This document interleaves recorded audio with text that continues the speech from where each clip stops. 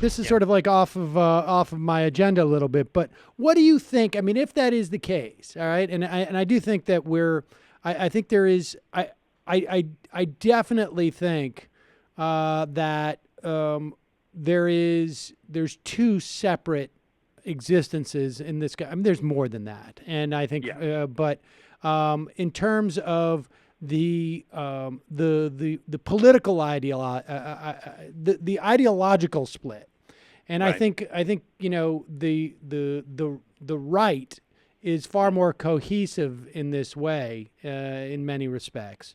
I think that's a function of like literally just separate media, like just completely, if you are living in large swaths of the country, you watch Fox News, you watch your local Sinclair media, then you get in your car and you hear only right-wing talk shows, period, end of story. There's nothing else you bump into at all.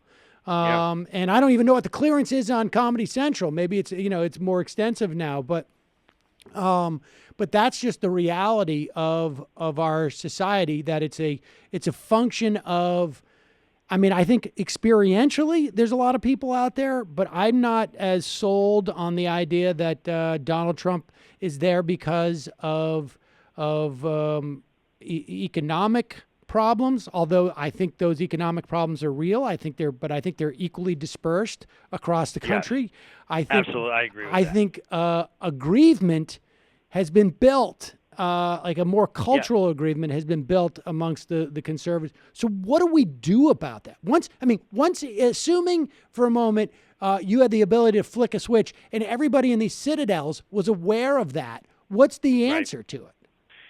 I think that's a large question, but what well, I'll you say are is, the president of the I am United the States, president, sir. and I can answer it. I can answer it as the president. I think that I agree with you that it is not solely an economic depression that got Trump elected. I think that there's a combination of factors, also including media manipulation online. And I think as we learn more about Twitter and Facebook buys, I think that we're learning that there was a lot of But shifting even and putting aside the manipulating. election itself, I mean, the fact is this shit's been growing for 20 years, way before Yes. Trump, way before Oh, even the yes. 2008 crash. Oh, you're saying how do we clean up the deeper mess? I mean, I think that you have to think about relationship rules, right? If you break up with somebody, it takes two times the amount of time you're with each other to get over it. Really? So I mean, it's not a real rule, but that's like that's something I heard, in college. But I think if you kind of apply that logic, it's like if we really look at, let's say it's about 45 years. Let's just argue that 45 years when there's sort of this coalescing of like this idea of the silent majority. The Southern Democrats are fully entrenched in now the Republican Party. You have like clear race baiting. You move into the 80s, and Ronald Reagan and the Republican Party found a way to parallel the Democrat get out the vote effort in black churches, to do it with evangelical super churches, marrying conservatism with a sort of religious patriotism, right, making this sort of American Christ figure that is like each conservative president. So you have these ideas that are like you said, really deeply permeating and hard to pull out. So you get rid of Trump, and everyone's aware in all these coastal cities. Liberals are more aware of this thing. I think that I don't know right now, looking at it. I think that people ultimately rise to the level at which they're peaked, and I think if you had an opportunity to resolve, in my view, a failing market-based system that is no longer viable in the United States. We're not going to return to making a bunch of steel. We're not going to make 300,000 coal jobs or whatever. These things aren't going to happen, and the amount of manufacturing that we can do in this country, even with robots and all the sort of modern technology that's changing how we do manufacturing in this country. The truth is that cost of living versus wage earning and job availability is number one in terms of how people see their lives. People are far less likely to start getting involved and stoked with other sort of social issues, race issues, tribalistic issues, if they have something to do and feel fulfilled as a person. And then the second thing is to reintroduce into public education an understanding of what exactly our civic system is about.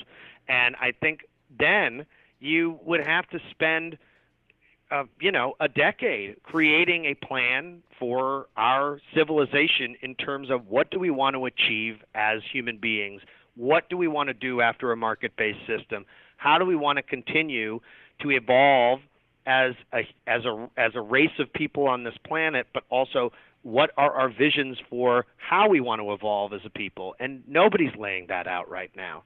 We don't have any vision beyond our sort of petty divisions and sort of our 20th century notion of sort of nation baiting and invading countries and leaving a wasteland.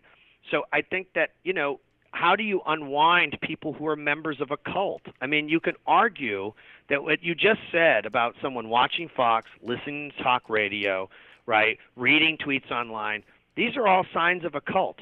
They're all the signs of a cult, being indoctrinated, constantly having to hear. I mean, that is sort of the baseline of when someone is involved in a cult. They hear the same thing all the time. They only see it as one opportunity, and they perceive the leadership as the only thing and the answer, and they're also often married to a deity, right? The leadership is the deity. And the Republican Party has chosen to be the party, right or wrong. I mean, I know it's wrong, but for right. whatever, to say we are the Godhead, right? We are the Godhead. We're the ones who are both we are pious. We represent God. We represent, I mean, when you hear them talking about being a Christian nation, that's what they mean. They don't just mean we're a Christian nation. They're saying we're a white nation. We are a white Christian cult. And what do you do with people in cults? You have to deprogram them. And I don't know, that's where I have to step away in the sense of I don't know how you do that besides sort of almost generationally allowing people to sort of have their fits and tantrums about how they feel they're losing the country. And then slowly, generation after generation, people are going to move along from this idea that something's going to happen apocalyptic and see that we're still here producing, making things, doing things. And we all know this in terms of Tip O'Neill's All Politics is Local, that even when it comes to racism, you could have some factory worker in upstate New York or some guy who works in New York City or works in Ohio, and or lady, and they work with somebody and they work with two black guys and a Latino lady, and they go, oh, they're fine. I know them. I work with them. They're fine. It's the people in Chicago. It's the people over here. Right. They're bad, right? So what we have to also understand is I think the greatest deficit in our country and probably around the world is our total lack of understanding and regard for the science of mental health and how our well-being is partly defined by our perspective on the world and our understanding of our local sort of relationships versus our global relationships. And so when you combine those two ideas of are we as a people, how do we earn and survive, jobs, manufacturing, cost of living, with our well-being mentally and how we view the world and how do we view the other versus that which we know, those are the things that are being perverted and abused. And my feeling is that if I can sit here as an atheist who can understand, though, principles from religions that are valuable, such as looking at the most hateful person I can think of that might, come from somewhere else that is a big Trumper or a big right-winger and is a xenophobe, and I can figure out not to endorse them, not to sympathize with them, but to empathize with the condition of pain that they come from that led them to that point, I can at least begin the idea of understanding how to relate to that person. And so as great as it is that we all, my friends here in the city, we all agree with each other, or we have friends who are conservatives, but they're palatable and we can debate with them or whatever, right? The notion is to take the person who we feel is ugly, who we feel is repulsive, and figure out how to understand our empathy with that person. And that's hard. And it's not easy, and a lot of who we are is going to fight against that. And those folks right or wrong, feel the exact same way about us. And we know, and it's not all sides. It's not like they have the same grievance as we do. I do think that there is a prevailing wisdom that is true, which is that allowing people to be who they are, allowing people to realize themselves both in their gender identity, their race, their job choice, their life choice, their gender, so on, that is clearly a more progressive and more, not even progressive, it is a more human way of regarding each other. But we have to understand that just unfortunately not every person is seeing things that way, and we're going to have to figure out how to at least broach that subject, because we don't want to get into the dehumanizing zone of Israel, where Palestine and Israel are to a degree both in some places they work together, or you have Palestinians who live in Jerusalem and so on, but there is an otherism there that is violent and sad, right? Right. And we are cruising towards that place right now of an otherism that is so, and just think about this. Look at Sunnis and Shiites. This is not new. We're talking about there are groups of people who for thousands of years have divided into others.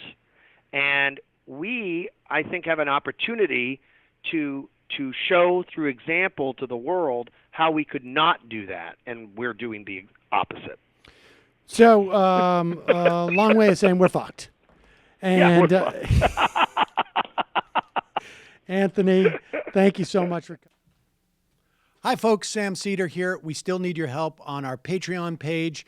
YouTube ads have come back, but not nearly as much as we had before. So if you can help us out, any little bit helps. Head over to our Patreon page right at this URL, and you'll help us keep helping you by making videos